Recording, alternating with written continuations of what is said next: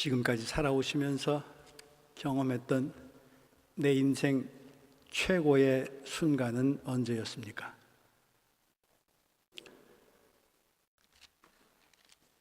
마리아 앤더슨이란 분 혹시 아십니까?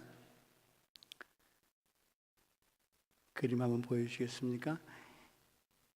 역사상 가장 위대한 콘트랄토, 여성 음역에 있어서 가장 낮은 부분을 소리내는 그런 분들이라고 합니다. 콘트랄토 가수로, 가장 위대한 콘트랄토 가수로 기억되고 있는 분입니다. 가난했던 그녀, 교회 성가대에서 모아준 돈으로 성악 공부를 하기 시작했습니다. 뛰어난 재능과 노력으로 그녀는 실력을 인정받았습니다. 35세 때 흑인 최초로 그 유명한 오스트리아 잘츠부르크 음악제에 출연하였습니다. 공연을 지켜본 당대 최고의 음악가이자 지휘자 토스카니니 100년에 한 명 나올까 말까 한 목소리다, 그렇게 극찬했습니다. 몇 장 넘겨주시죠.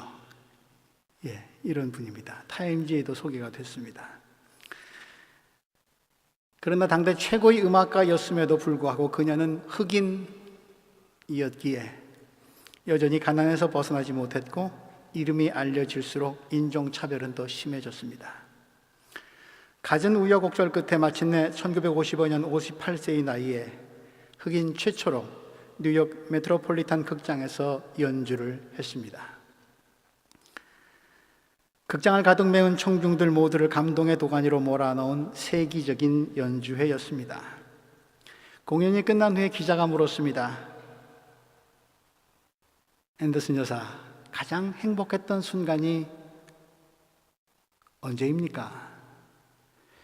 질문을 한 기자는 앤더슨의 공연이 있는 곳마다 쫓아다녔던 기자이고, 공연이 끝난 뒤에 앤더슨이 관중들의 환호와 갈채를 받으면서 눈물 흘리는 장면을 자주 목격해 왔기에 아마 관중들로부터 박수를 받을 때라고 그렇게 대답할 것이라고 그렇게 예견하면서 질문을 던진 것이죠. 그런데 뜻밖의 대답이 앤더슨의 입에서 흘러나옵니다. 가장 행복했던 순간이요? 첫 공연을 성공적으로 마친 후 집으로 달려간 그날이었어요. 전 엄마에게 이렇게 말했죠. 엄마, 이제 더 이상 남의 집 빨랫감을 가져오시지 않아도 돼요. 그리고 엄마를 부둥켜 안고 울면서 엄마의 거칠어진 손에 내 뺨을 비비던 그날, 그때가 내 생애 최고의 행복한 날이었습니다. 그녀에게 최고의 순간은 화려한 조명을 받으며 무대에 섰을 때나 사람들로부터 박수와 갈채를, 찬사를 받을 때가 아니었습니다. 그녀가 그 자리에 이르기까지 남의 집 빨래를 하면서 딸이 시리에 빠질 때마다 기도와 사랑으로 다시 일으켜준 엄마를 이제는 내가 모실 수 있게 됐다는 사실, 그 엄마에게 조금이라도 보답할 수 있게 됐다고 하는 그 사실이 너무도 기뻤던 그날, 그 작은 행복이 확인되던 그 순간이었다고 앤더슨은 그렇게 고백합니다. 그렇게 보면 앤더슨의 행복은 그녀가 메트로폴리탄에 서서 관중들의 갈채를 받던 그날에 이르러서야 비로소 만들어진 것이 아닙니다. 길고 어두웠던 지난날, 고통의 터널을 엄마가 없었더라면 통과할 수 없었을 터이니 그 고난의 시간을 의미 있고 빛나게 해준 우리 엄마와 했던 모든 날들, 그 모든 시간들이 그녀에게 있어서는 최고로 행복한 순간들이었다고, 그 순간들이 이어서 오늘의 내가 여기 있다고 하는 그런 고백일 것입니다. 그녀가 불러서 많은 사람들의 심금을 울렸던 흑인 연가, 소위 그녀의 18번 흑인 연가가 하나 있습니다. 바로 오늘 우리가 부르는 찬송가 372장입니다. 그 누가 나의 괴로움 알며 또 나의 슬픔 알까? 주밖에 누가 알아주랴 영광 할렐루야. 나 자주 넘어집니다. 나 자주 실패합니다. 나 슬픈 일을 당합니다. 나 심히 괴롭습니다. 그 누가 나의 괴로움 알며 또 나의 슬픔 알까? 주밖에 누가 알아주랴. 영광 할렐루야. 여기 계신 분들 가운데서도 이 노래의 가사가 가슴에 절절히 와닿는 분도 많이 계실 것입니다. 이 노래 가사말, 마리아 앤더슨 삶의 역경을 그대로 드러내주는 그런 노래말이었기 때문에 많은 사람들에게 더 큰 감동을 주었습니다.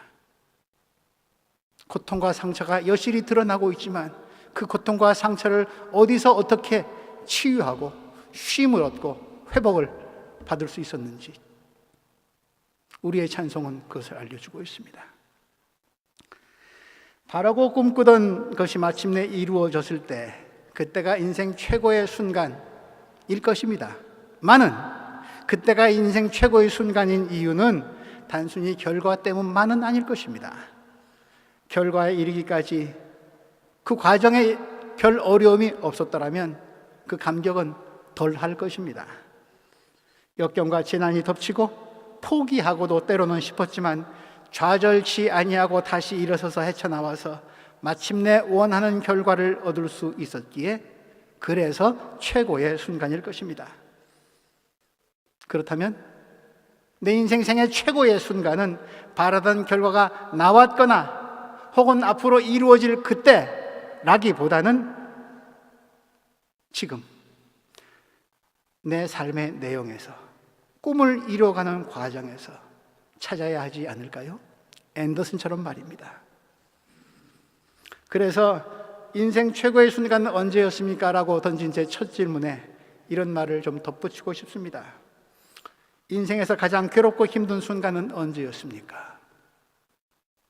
두 질문은 서로 통하는 질문이고 답 또한 연결되어 있을 것입니다.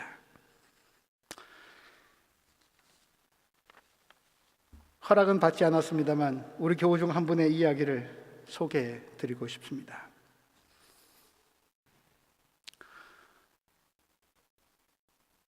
세계 이곳저곳을 많이 다니신 분입니다. 미국에서도 잠시 체류를 했었습니다. 5년의 시간이 흐른 날 아내가 좋은 소식을 하나 들고 왔습니다. 여보, 정말 좋은 소식을 직장에서 받았어. 회사에서 영주권 신청하라는데 너무 잘 됐지?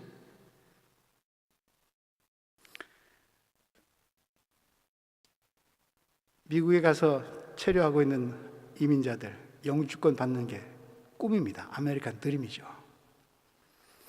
이제 우리도 집 좀 사자. 집도 사고 자동차도 사고 우리도 드디어 아메리칸 드림을 이루는구나. 근데 그는 이런 고백을 덧붙입니다. 처음엔 나 또한 시인한 것을 부정할 수는 없다. 그러던 어느 날 이런 생각이 불현듯 들었다.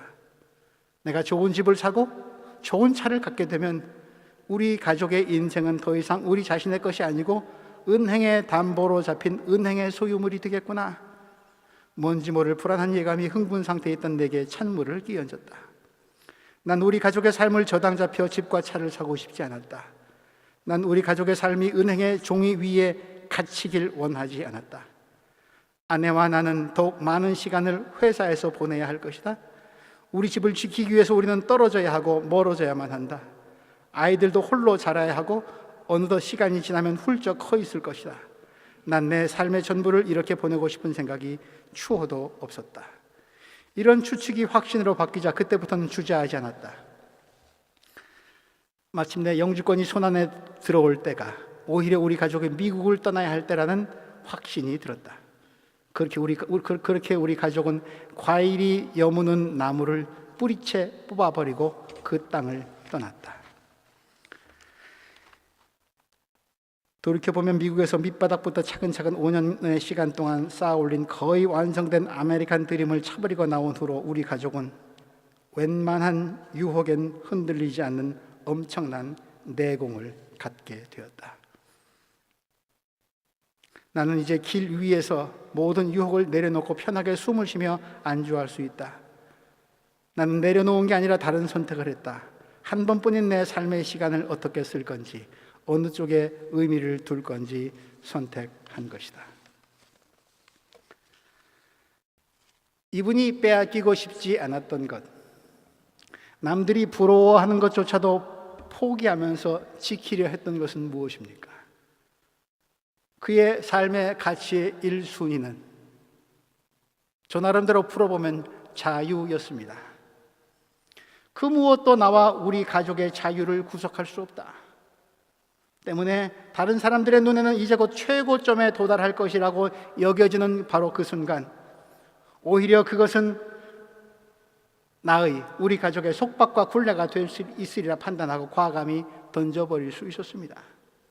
그리고 그 버림과 떠남은 어지간한 세상의 유혹에는 흔들리지 않는 자유의 내공을 갖게 했습니다. 그러므로 최고의 때와 최악의 때가 언제인지를 묻는 질문은 인생에 있어서 최고란 과연 무엇인가를 묻는 삶의 가치와 내용에 관한 본질적 물음이어야 합니다. 또 그 가치와 내용에 맞게 삶을 꾸려가고 있는지를 돌아보게 하는 반성적 질문이어야 합니다. 삶의 가치와 본질을 놓치지 않는 일이 정말 중요한 것이라면 그 가치와 본질을 놓치지 않는 한 내게 닥친 고난도 다르게 해석할 수 있고 내가 당장 맛볼 수 있는 단 열매 또한 다른 눈으로 볼 수 있게 되는 것입니다.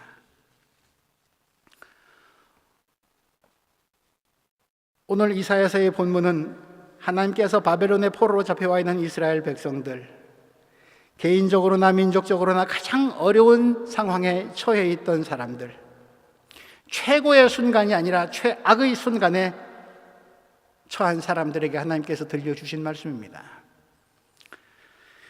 이집트에서 노예살이 하던 이스라엘 백성들, 그들은 놀라운 순간들 참 많이 경험했습니다. 모세, 여호수아, 사무엘, 다윗, 솔로몬, 요시야, 그들은 이스라엘을 구한 민족적인 영웅이었고 그들이 다스리던 때는 역사적으로도 이스라엘의 최고의 순간이라고 할 만했습니다. 그런데 이제 그 최고의 순간의 영광은 다 덧없이 사라지고 나라 잃은 백성이 되고 말았습니다. 땅도 빼앗겼고 백성들을 이끌 지도자도 없고 화려했던 성전도 허물어졌습니다. 자기네 나라 말도 잊혀져 가고 있는 상황입니다. 물론 그 원인은 그들의 부패와 타락과 교만과 우상 숭배 때문이었습니다. 이사야 예언서는 이런 말로 시작되고 있습니다. 여러분들 오늘 받으신 주보 오른쪽 면에 기록되어 있습니다. 1장 2절에서 4절 말씀, 하늘아 들어라, 땅아 귀를 기울여라. 주님께서 말씀하신다. 내가 자식이라고 기르고 키웠는데 그들이 나를 거역하였다. 소도 제 임자를 알고 나귀도 주인이 저를 어떻게 먹여 키우는지 알건만은 이스라엘은 알지 못하고 나의 백성은 깨닫지 못하는구나. 짐승만도 못한 것들이라는 얘기입니다. 슬프다. 죄지은 민족, 허물이 많은 백성, 흉악한 종자, 타락한 자식들, 너희가 주님을 버렸구나. 이스라엘의 거룩하신 분을 업신여겨서 등을 돌리고 말았구나. 나라가 망하고 식민지 백성이 된 원인과 책임은 이스라엘 그들 자신에게 있었습니다. 그럼에도 이 짐승만도 못한 이들은 원망합니다. 회개할 줄 모릅니다. 49장, 이사야서 49장 14절 말씀이 그러하지요. 그런데 시온이 말하기를 주님께서 나를 버리셨고 주님께서 나를 잊으셨다 하는구나.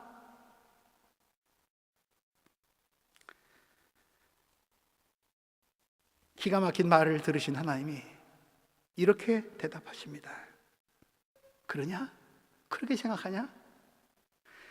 어머니가 어찌 제 젖먹이를 잊겠으며 제 태에서 낳은 아들을 어찌 긍휼히 여기지 않겠느냐만 비록 어머니가 자식을 잊는다 하여도 그런 일이 있을지라도 나는 절대로 너 이스라엘을 잊지 않겠다. 보아라 예루살렘아, 내가 네 이름을 내 손바닥에 새겼고 내 성벽을 늘 지켜보고 있다.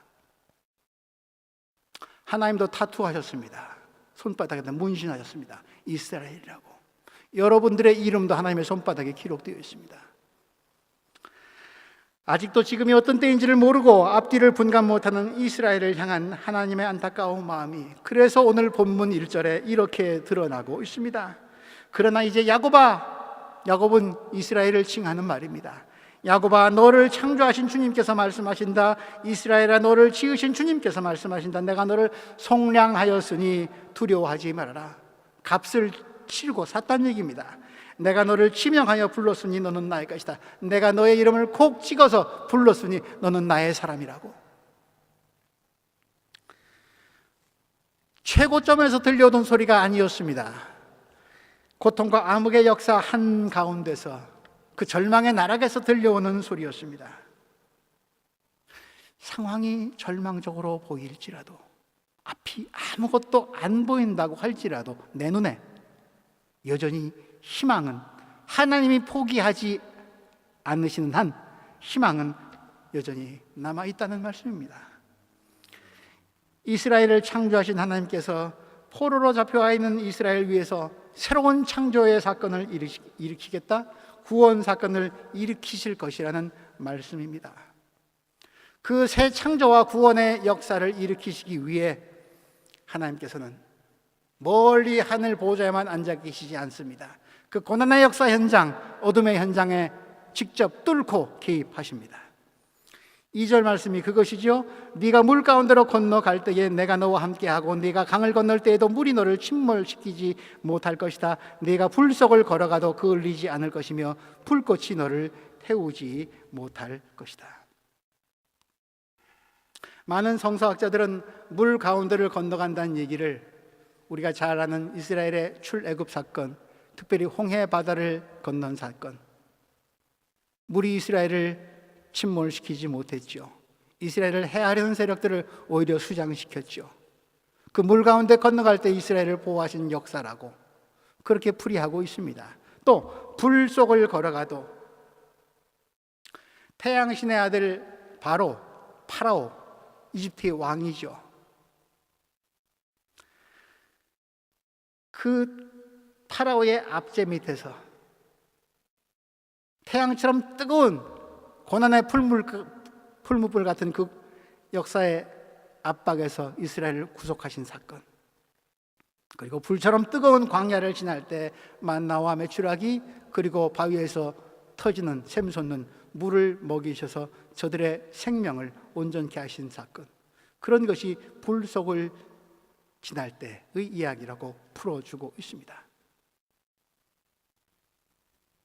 그러나 그 해석이 거기에만 머물면 과거의 추억에만 매달리고 맙니다.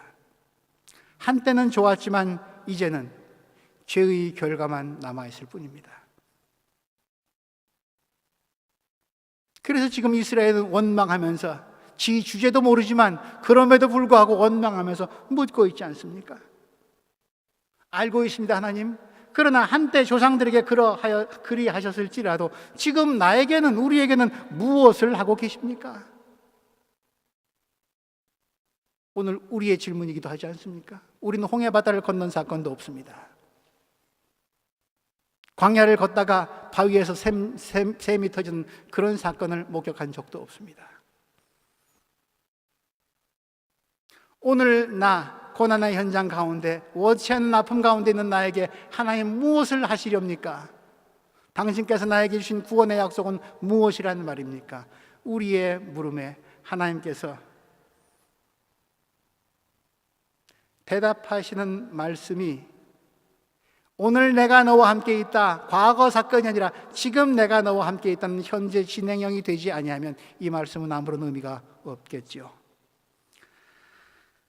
물 가운데서도 불 속에서도 함께한다. 오늘 나의 사건이 되어야 됩니다. 물 속에 빠져서 허우적거리고 있는, 뜨거운 고난의 풀무불을 경험하고 있는 지금 나와 함께 하시지 않으면 너는 나의 것이라고, 구원해 주실 것이라고 말씀하신 하나님의 약속 또한 공허해집니다.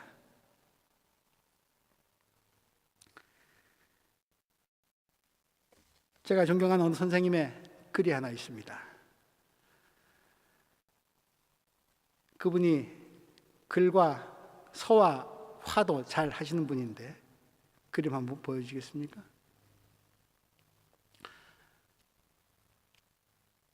얼마 전에 작고하셨습니다만 신영복 선생님이십니다. 아시는 분도 많이 계실 것입니다. 그분이 쓰신 글입니다. 그림과 글인데 함께 맞는 비입니다. 이 그림을 그리고 이렇게 말씀을 달고 있습니다.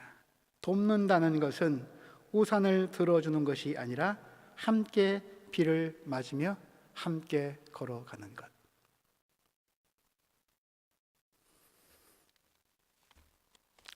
어린 시절엔 비가 오면 친구들하고 빗속을 뛰노는 게 얼마나 그렇게 좋은지요. 그래서 비 오는 날은 우산을 엄마가 암만 챙겨줘도 소용없습니다. 여름은 10번 다 잊어먹고 옵니다. 아이들하고 비 맞고 뛰느라고요. 혼자 뛰는 것이 아니라 나와 함께 비 맞는 친구가 있어서 좋습니다. 그냥 웃음이 납니다. 함께 맞는 비는 장난도 칠 수 있고 즐겁기까지 합니다. 물 속에라도 불 속에라도 내가 너와 함께 있겠다는 말씀은 너 고난 당하고 있을 때 나는 비 안 맞는 하늘에서 고통당하는 너를 지켜보고 회개하는지 안 하는지 심판하고 있겠다는 말씀이 아니라, 아니 혼자 우산 쓰고 있겠다는 것이 아니라 너와 함께 비 맞겠다, 그런 말씀으로 들려옵니다. 이 글자를 잘 보십시오. 함께의 미음이 있죠. 맞는 비의 미음이 있죠. 그 두 개의 미음이 하나로 되어 있습니다. 이 글의 속뜻은 적이 있다고 신영복 선생님은 말합니다. 함께 맞는 비, 더불어 산다고 하는 것은 함께 맞는 거라고. 그것이 고통의 세월이든 하늘에서 내리는 비든 몽둥이든 세월의 아픔이든 함께 맞는 비라고.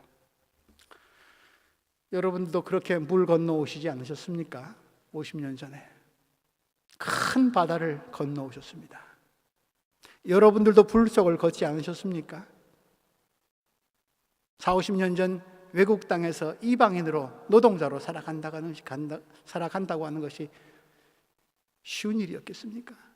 광야의 뜨거운 햇빛, 이스라엘 민족만의 것은 아니었지 않습니까? 여러분들의 삶의 현장이기도 했지 않습니까? 그때 하나님은 그 물도 함께 건너주셨고 그 불도 함께 감당하시면서 함께 맞는 비, 산이라면 넘어주고 강이라면 건너주마, 함께 하신 하나님의 역사를 여러분들은 삶으로 몸으로 알고 계시지 않습니까? 그렇습니다. 하나님의 말씀은 물, 불, 그것이 꼭 강이나 바다나 수영장의 물이 아니라 물이 상징하고 있는 그 무엇, 불, 아궁지에 태우는 불이라든가 촛불반이 아니라 내 삶을 괴롭게 힘들게 하는 불. 말하자면 주님의 말씀은 사실을 넘어서서 진실을 드러냅니다. 그게 하나님의 말씀, 하나님의 언어가 갖고 있는 힘입니다. 그래서 되어져야 할 기필코 그분이 이루실 역사를 하나님의 언어는, 살아있는 말씀은 창조해내고 맙니다. 폭력과 죽음의 역사, 고난의 현장, 오늘 우리 세상 아닙니까? 어떨 때는 편안하게 예배드리고 있는 우리가 고통당하고 있는 세상의 많은 이웃들을 생각하면 어떨 때는 이 자리가 송곳같이 느껴질 때도 있지 않습니까? 이 예배당 안에만 갇혀 계신다면 하나님께서 세상에서 울부짖는 저들의 소리에는 함께 맞는 비 맞을 생각 안 하신다면 하나님은 벽돌집 안에 주인으로 몰락하고 말 것입니다. 세상 역사 한가운데 오늘도 이 말씀은 들려오고 있고 들어야 합니다. 내가 불 가운데도 물 가운데도 너와 함께 가겠다. 너는 나의 것이다. 물론 하나님은 우산이 있으십니다. 어떤 재난도 당신을 건드릴 수 없습니다. 그런데 이 그림에서 보시듯이 우산이 접혔습니다. 비를 함께 맞기 위해서. 하나님의 구원의 역사는 저것 아닌가 싶습니다. 비 맞는 이유가 있어. 왜 미리미리 준비 못했어? 그건 네가 받을 벌이야. 네가 엎질러진 물이야. 그렇게 야단도 치시지만 책망에만 머물지 아니하고, 그러나 너 힘들겠구나, 내가 같이 가마. 우산 접고 내려오십니다. 그리고 내가 너의 삶을 위해서, 너의 회복을 위해서 치러야 될 값이 있다면 내가 대신 치러줄게. 속량하겠다는 말씀입니다. 너를 위해서 뭔가는 대신 대가를 지불하고 너를 샀다는 얘기입니다. 노예의 신분에서 회복시켰다는 얘기입니다. 그 대상이 누굽니까? 오늘 본문 3절, 4절, 이집트, 이디오피아, 스바, 이런 커다란 나라들입니다. 너를 위해서 속량값을, 이집트를 주고 대신 너를 산다. 지질이 못난 이스라엘, 너를 내가 다시 사기 위해서 이집트를 내가 바벨론에게 주겠다. 바벨론이 대가를 요구하거들랑 내가 에디오피아까지 주겠다, 스바까지 주겠다. 그 대신에 너는 내가 데려오겠다. 그리고 이어지는 구절들은, 3절, 4절 이하의 말씀들은 비단 이스라엘뿐 아니라 세상 모든 열방들, 민족들을 모두를 위한 하나님의 구원 사건을 약속하고 계십니다. 너희들 모두를 불러드리겠다. 하나님 나라의 잔치이죠. 이 잔치상을 벌이기 위해서 어떤 희생이라도 다 치르겠다. 그 사건이 결정적으로 드러난 것이 예수 그리스도 사건 아닙니까? 하나님이 몸을 입으셨습니다. 비를 맞으셨습니다. 혼박, 신이 인간의 몸을 입었습니다. 게다가 십자가에 지셨습니다. 비 혼자 다 맞으셨습니다. 하나님의 우산은 인간이 훔쳐 쓴 것 같습니다.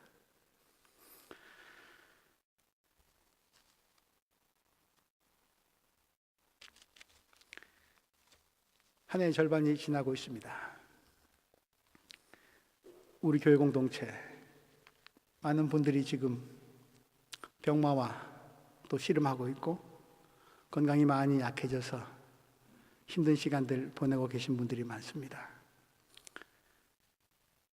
환우들 뿐이겠습니까? 우리 모두 물 속에서, 불 속에서, 물과 불이 상징하는 것은 다 다를지라도 허우적거리면서 너무 뜨거워서 견디기 힘들어서 다 고통당하고 있지 않습니까?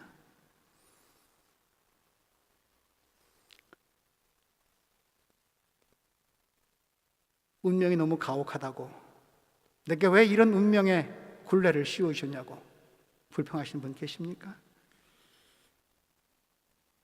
참을 수 없는 고통에 신음하는 분 계십니까? 잘 지냈는데 우정이 깨져버려서, 사랑이 깨져버려서 상처 입은 분 계십니까? 직장을 잃으신 분, 일자리를 놓친 분 계십니까? 사업에 실패한 분 계십니까? 나 스스로는 아무것도 다시 시작할 수 없는 그런 용기를 잃은 분 계십니까?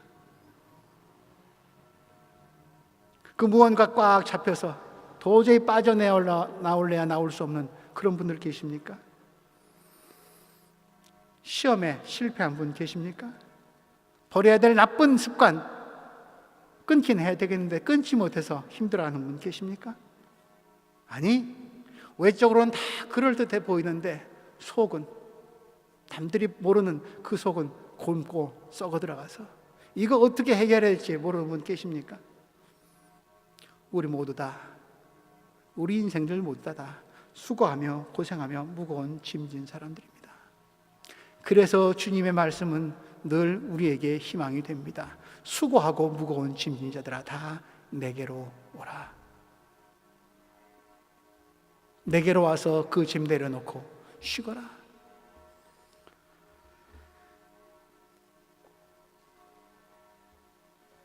가장 최저점에 있다고, 최악의 상황 가운데 있다고 여기신 분들 계시다면 그때 수고하고 무거운 짐진 자들아 내게로 와라. 물속에라도 불속에라도 내가 너와 함께 있다.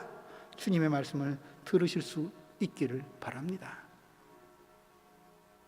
근데 때로는, 어떨 때는 주님은 내 짐을 선뜻 받아주시지 않을 때도 있습니다. 그때는 그 수고와 짐이 내게 필요한 수고와 짐이기 때문입니다. 그 수고와 짐을 통해서 내가 더 성장하고 성숙할 수 있기 때문입니다. 독일의 유명한 여류 작가는 루이제 린저는 이런 말을 남깁니다. 우리가 고통에서 성장하지 않는다면 어디서 성장하겠는가?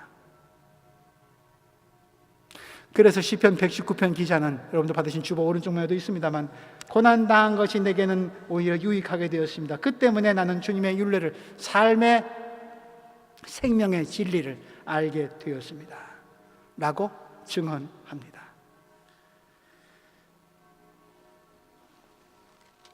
아우슈비츠에서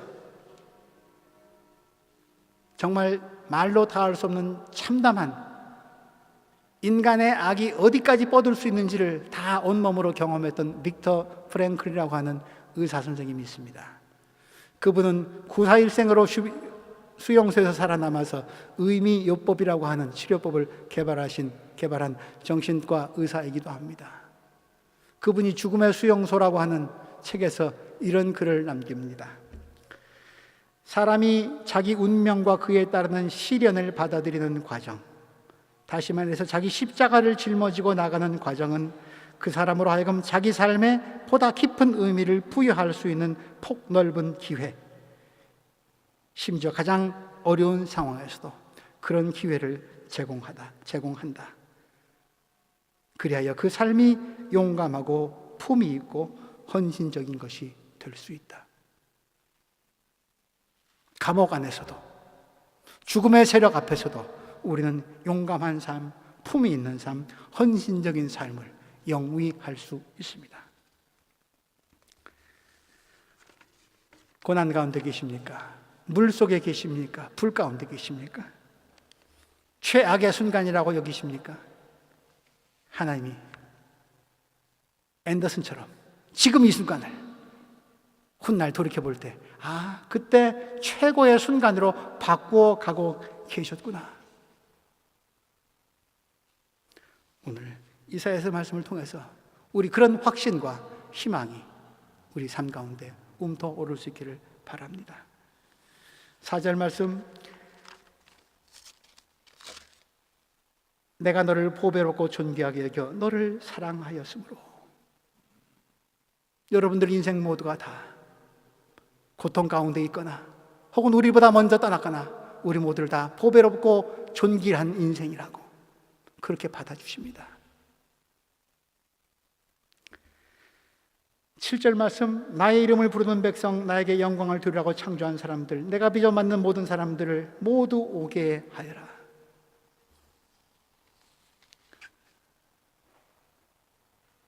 세상 모두를 구원하신 날까지 불 가운데 물 가운데서 함께 하신 하나님의 역사는 그치지 아니할 것입니다. 최고점에 서 있다고 생각하십니까? 바닥으로 떨어질 것 조심하십시오. 서 있다고 생각하신 분 계십니까? 넘어질 것 조심하십시오. 그리고 삶의 본질과 내용을, 과정에 충실한 삶을, 무엇이 내 삶의 진정한 목표인지 바로 보고 우상을, 나를 구속한 것들을 떠날 수 있기 바랍니다. 바닥에 있다고 생각하시는 분 계십니까?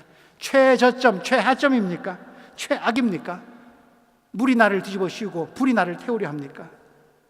주님이 말씀하십니다. 너는 나의 보배다. 난 너를 존귀하게 여긴다. 어떤 것을 치러서도 너의 생명을 온전하게 영원까지 인도하겠다. 나를 부르시는 하나님의 음성 들으시면서 우리뿐 아니라 하나님이 꼭 필요한 모든 이들에게 이 구원의 소식을 널리 전하는 보배로운 하나님의 백성들 되시기를 주님의 이름으로 기원합니다. 하나님, 이사야 예언자의 목소리를 듣습니다. 우리가 헤엄쳐 나오기에는 너무 큰 물들이, 우리가 견디기에는 너무 뜨거운 불들이 우리 인생 도처에 숨어 있습니다. 사실 정직하게 말씀드리면 다 내가 엎질러 놓은 물이고 내가 피워놓은 불들입니다. 그러나 함께 비 맞아주시는 하나님, 주님으로 인해서 새 소망 갖게 하여 주시고, 주님을 찾는 백성들 외면치 마시고 물 가운데서, 불 가운데서 더 크고 놀라운 주님의 은총, 사도 바울처럼 내가 약할 그때가 가장 강할 때라고 그렇게 감사의 고백을 주님께 드리고 세상에 증언하는 하나님의 보배로운 자녀들 되게 하여 주옵소서. 예수님 이름으로 기도합니다.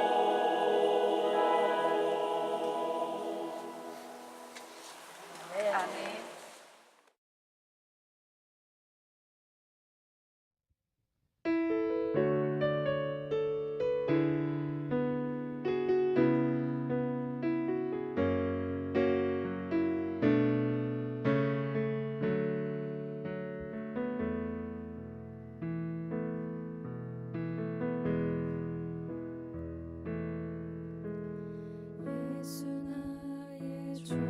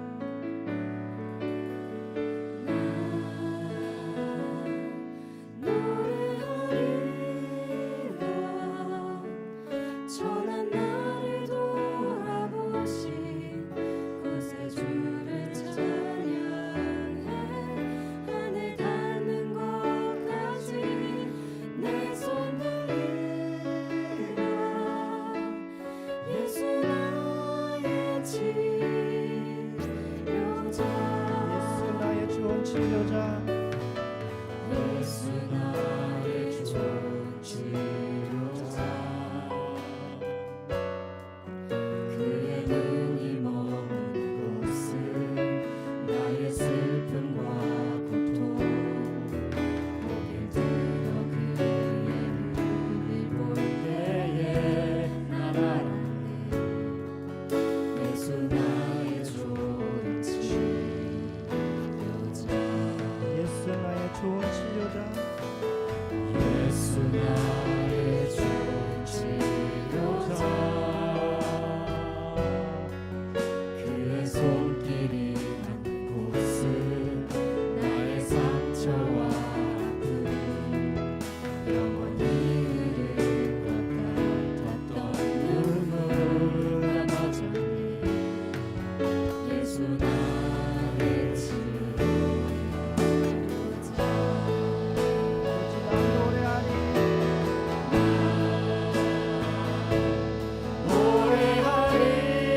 노래하리라 천한 나를 돌아보신 구세주를 찬양해 하늘 닿는 곳까지 내 손 들리라 예수 나의 치료자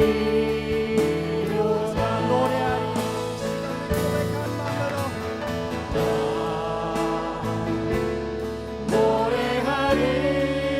노래하리라 천한 나를 돌아보신 구세주를 찬양해 하늘 닿는 곳까지 내 손 들리라 예수 나의 치료자 처음부터 마지막까지 예수 나의 좋은 치료자 예수 나의 좋은 치료자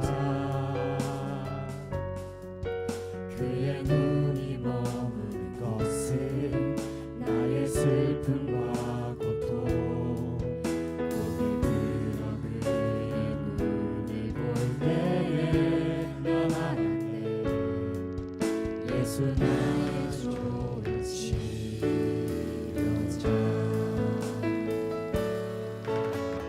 예수 나의 좋은 치료자 그의 손길이 닿는 곳은 나의 상처와 아픔 영원히 흐를 것 같았던 눈물 감아졌네 예수 나의 치료자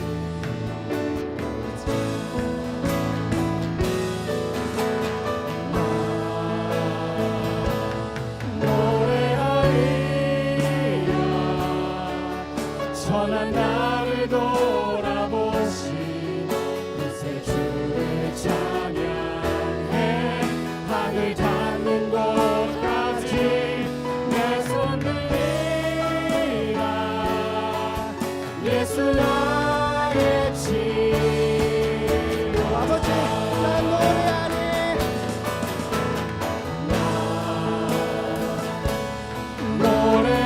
노래하리라 천한 나를 천한 나를 돌아보신 구세주를 찬양해 하늘 닿는 곳까지 내 손 들리라 예수 나의 치료자 마지막으로 난 노래하리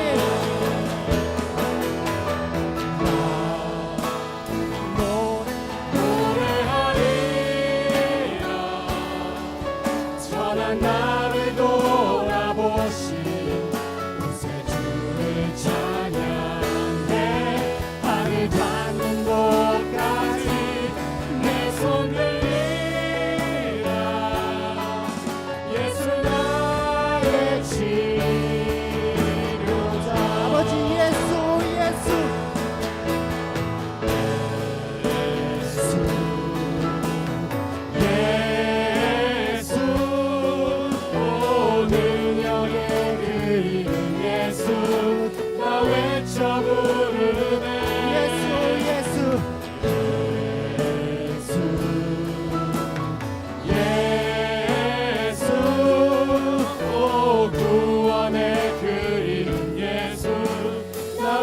외쳐 부르네 예수 예수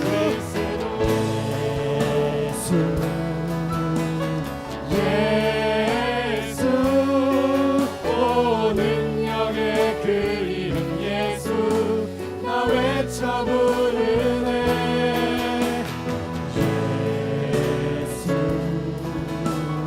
예수 오 구원의 그 이름 예수 나 외쳐 부르네 예수 그리스도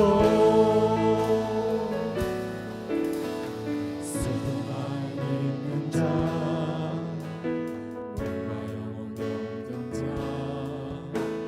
누구든지 부르시오 예수 이름 부르시오 그 이름을 믿는 자 이름을 믿는 자 그 이름을 부르는 자 그 이름을 부르는 자 그가 어떤 사랑이든 그는 구원 얻으리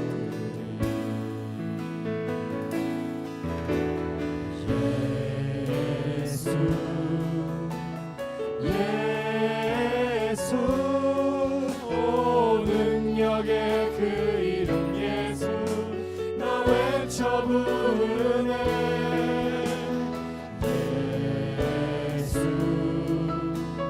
예수 오 구원의 그 이름 예수 나 외쳐 부르네 예수 그리스도 구하겠네 없으나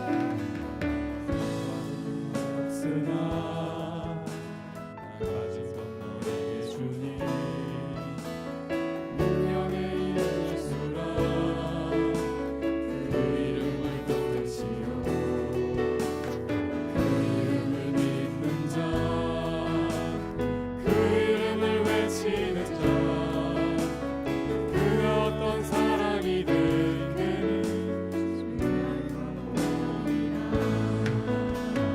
예수 예수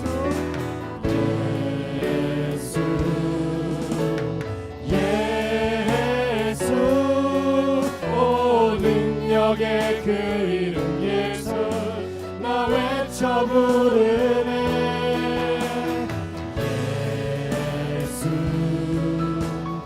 예수 오 구원의 그 이름 예수 나 외쳐 부르네 예수 예수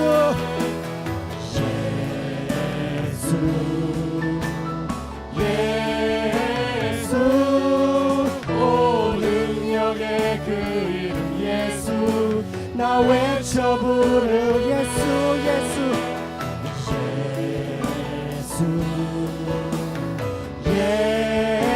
예수 오 구원의 그 이름 예수 나 외쳐 부르네 예수 그리스도 예수 예수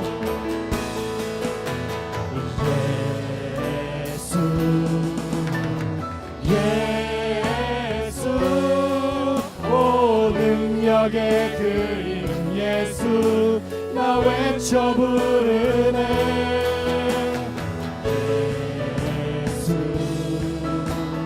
예수 오 구원의 그 이름 예수 나 외쳐 부르네 예수 그리스도 예수 그리스도 예수 그리스도 예수 그리스도 예수 그리스도 예수 그리스도